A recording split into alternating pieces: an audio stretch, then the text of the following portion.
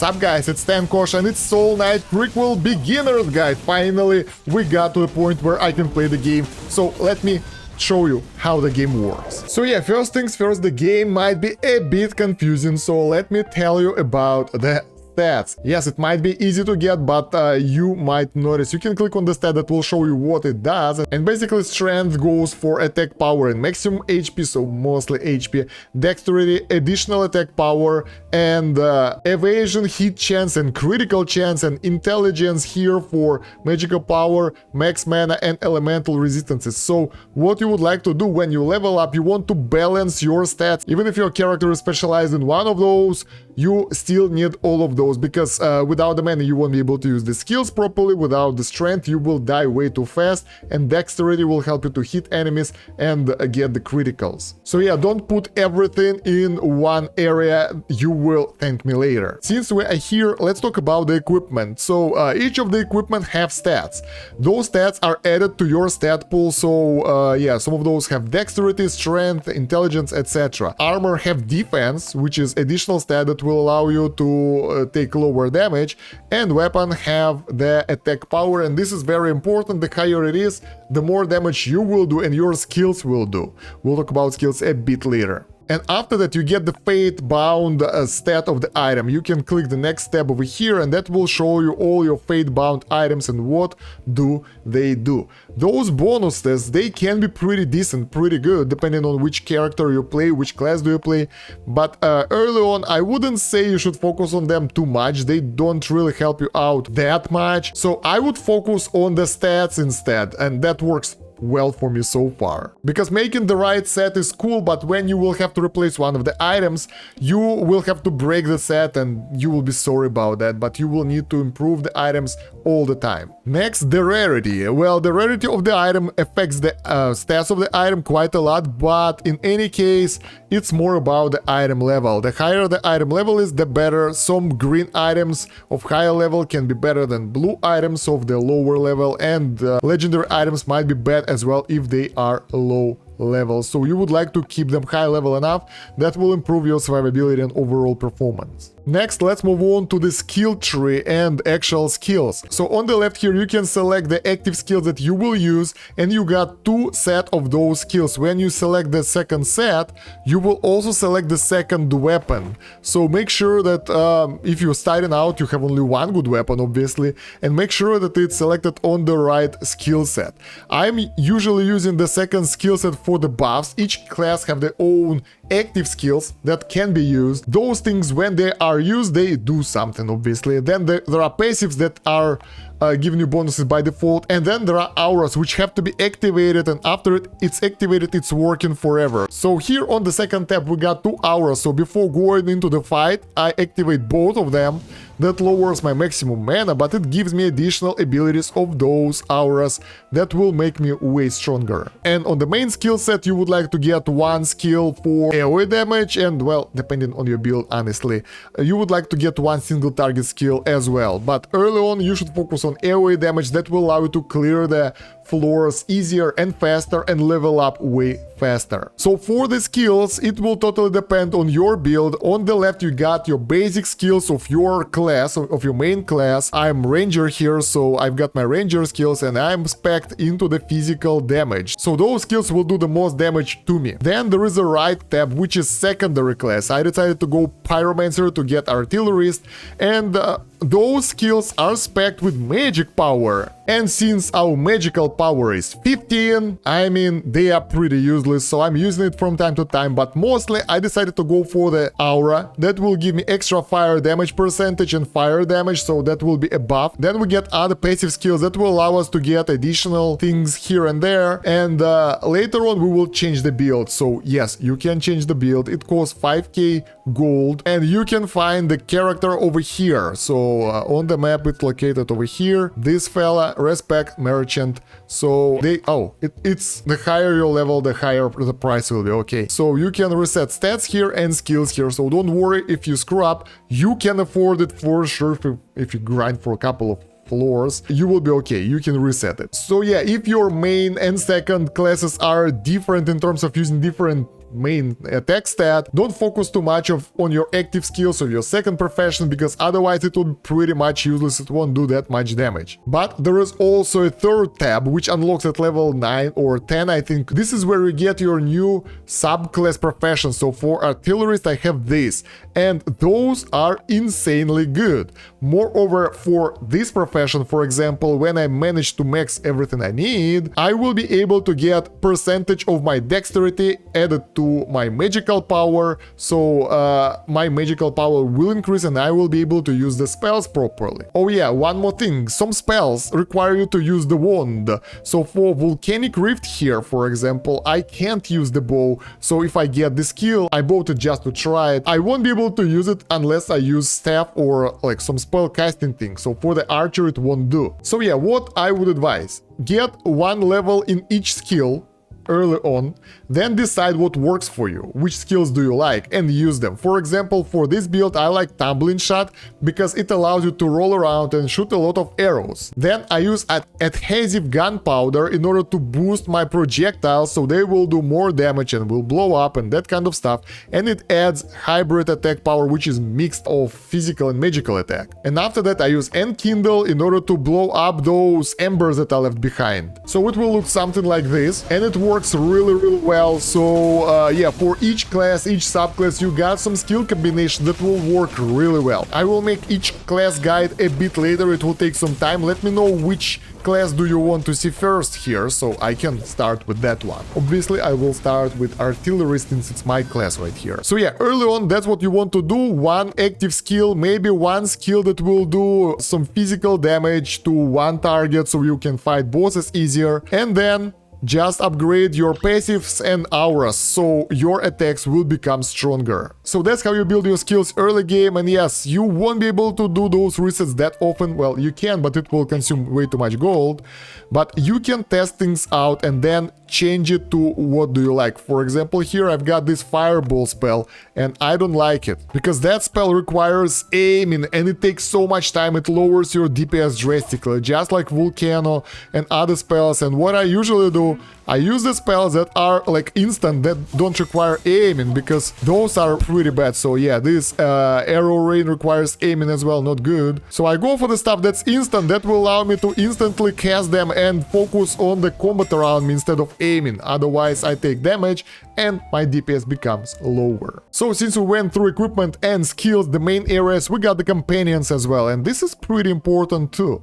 You have this bell merchant in the town, and this guy is focusing on your pets. You can hatch them if you get extra eggs. I have no idea how to get them so far. And you can see the list of all your companions, and what's pretty cool, they are different rarities. So you would like to run with the most rare one, he will have higher stats and will help you in the fight more. As you increase bonding, that's like affection of the pet towards you, it will increase over time as you go on the adventures together. It will unlock more slots on the left over there, and you can slot more and more companion skills there. And at the end, your pets can give you really cool buffs. For example, the intelligence pets can give you life and mana regen bonuses, which is really nice. So yeah, you have a lot of options how to customize them and make them work better for you. Moreover, each pet have their own skill, basic skill that will affect you and your team. So that might be another option how you can decide which one to go for. I decided to go for the highest rarity one because of the higher stats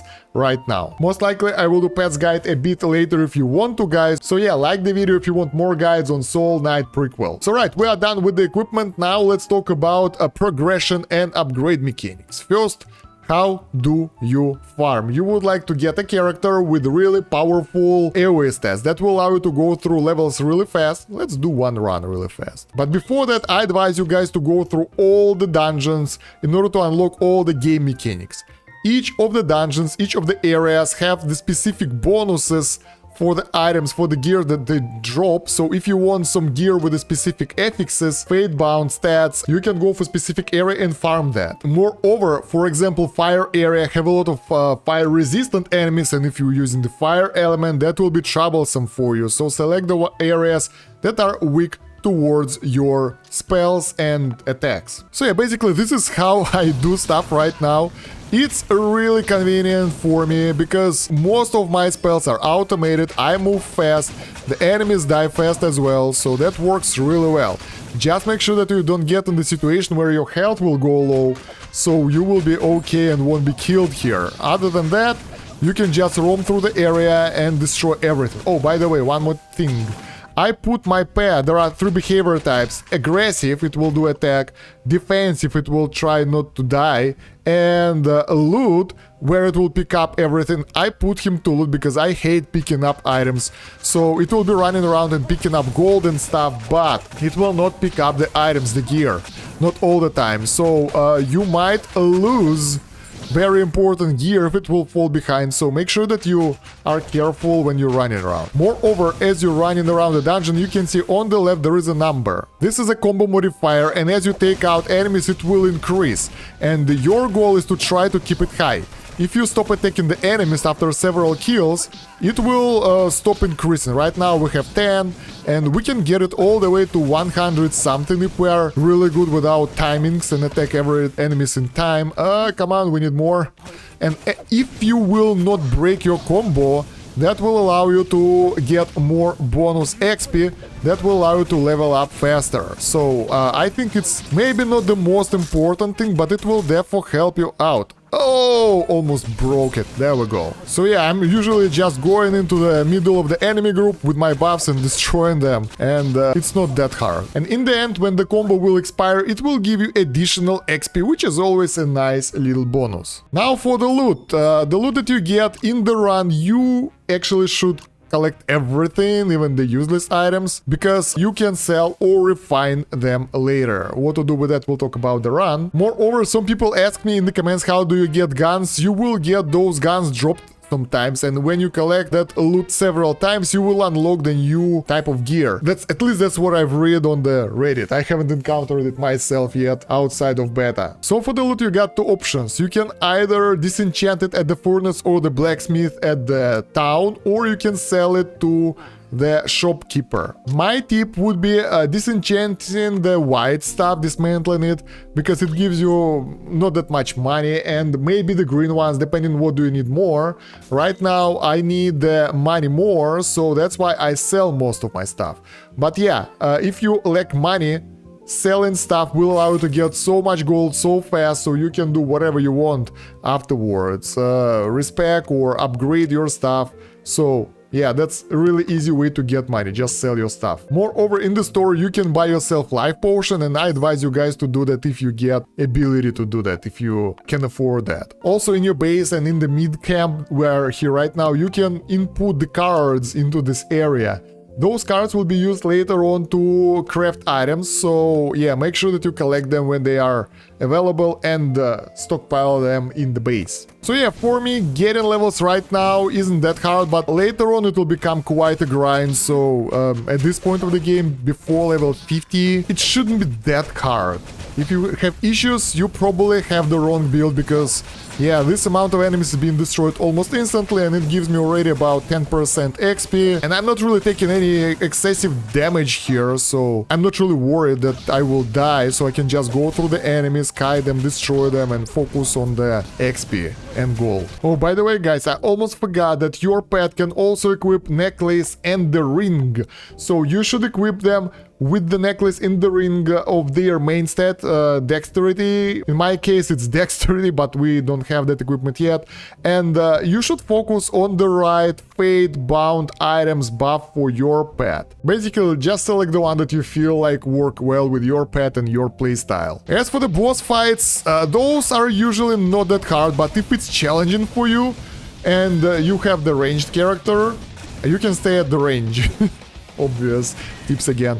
But yeah, most of them are not that hard, and you can destroy them without significant issues. And once the boss is defeated, the final chest awaits you with a nice loot. Yeah, it's RNG, so you will have to do a lot of runs to get what you need of the right rarity. So yeah, afterwards you can either sell stuff here if you don't need it, or disenchant it in order to get the items that you need. Now at some point you will unlock plants, and it's pretty straightforward. You plant them here, you water them, and then you get the results, the final plant that will grow and that you can sell later, you won't get that much money for it anyway. And I would advise you guys to keep 10 of each plant seeds over here. Don't sell them all, just get the ones that you need, because every day you get the favorite plant that will sell for 200, so you can get those 10 plants and plant them in your area for this day and replant them all the time, so you can get more money per day from this event. Alright guys, now let's talk about important stuff. Upgrade mechanics. I saved up some chest tokens here for you. We got 3, that's nice. Trinkets or armor. Let's get the armor. There we go. So those will give you some pretty dope stuff, and some of those will be legendary. So you might be able to get some sets like that.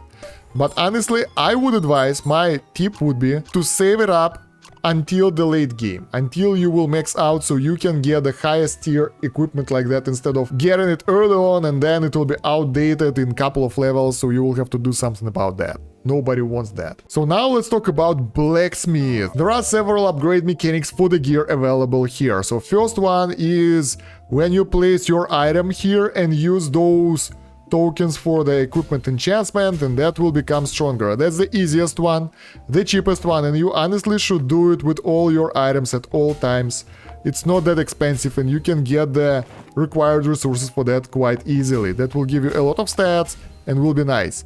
For the legendary items though, in order to do that, you will need superior fragments, so probably in order to get those, you will need to disenchant superior equipment, which I never do, so screw that, I won't be doing that right now. Yeah, if you dismantle the legendary equipment, you will get one of those, so this is for very late game, don't do this early, you might need those items. Then you got this craftsman Fairyette when you save her. This one is really cool, so first of all, here you can craft your equipment sets if you have enough resources, so you will use the cards and money and you will get some cool sets here that might be really nice.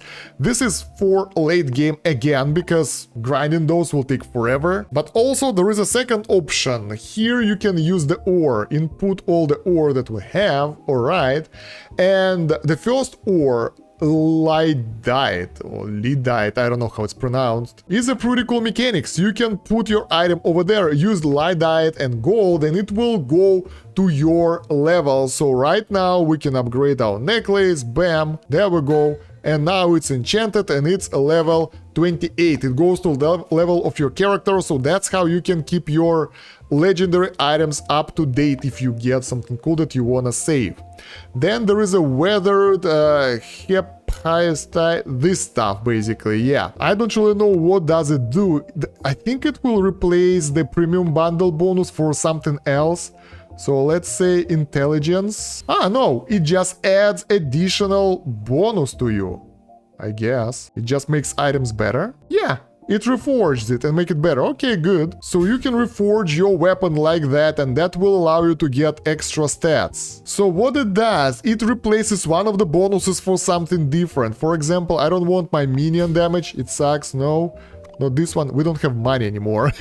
Yeah, it will reroll your additional bonus here. And, well, once again, this is for late game, because you don't want to spend it on the items early on, and it doesn't really change anything. But yeah, this Lydite here that will allow your items to go higher level is really cool. Then you got bunch of merchants over here. You got the card merchant that can be used with those vouchers that are expensive premium stuff, and a lot of other premium guys here, so I don't really use them right now. I prefer to save up those resources for later, because I can easily destroy enemies right now and I don't need that boost.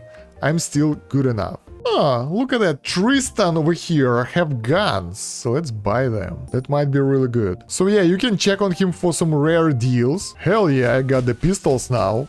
And yeah, outside of that, you have the code. I don't know if it's still active.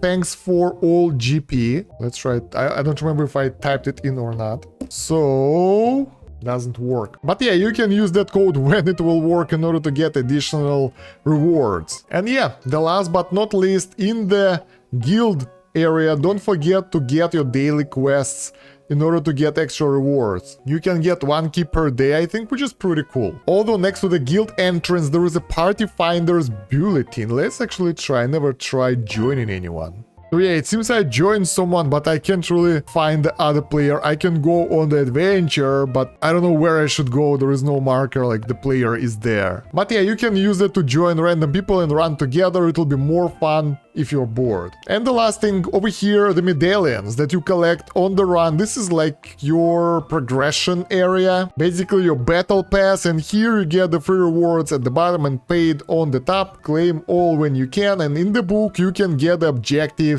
You gotta click on each of those. This is annoying. You gotta click on each of those and select the milestone that you reached in order to get the rewards. You can press quick jump to go to the next one that can be claimed, but there is no button to claim all, which I don't know why it's not there, because it's really annoying. And there are a lot of time periods here, so there are daily ones for a couple of days when the game starts, and the weeks and everything, so it's... I don't know why it's like that. I mean, collect all would be way better option. And yeah, they unlock over time, so for week number 4 I have to wait for 3 days. And yeah, the last tip I can give you right now is if you want to play this game on the PC, I play it on the PC most of the time, you can use Android emulator like I do. The link will be in the video description, so you can install it and play all Android games over there, really convenient. And yeah guys, if you have extra tips for the new players, let me know down below in the comments. And yeah, thank you very much for watching. I would appreciate your likes, comments and subscriptions. All those things will promote the video in YouTube algorithm. And check out the video description for additional links. LD player links, so you can play this and other Android games on the PC, my other YouTube channel, social media, Discord, and playlist with more guides for Soul Knight Prequel. So yeah, that's it for now guys. Thank you very much for watching. It's been Kosh. Have a good one. Bye.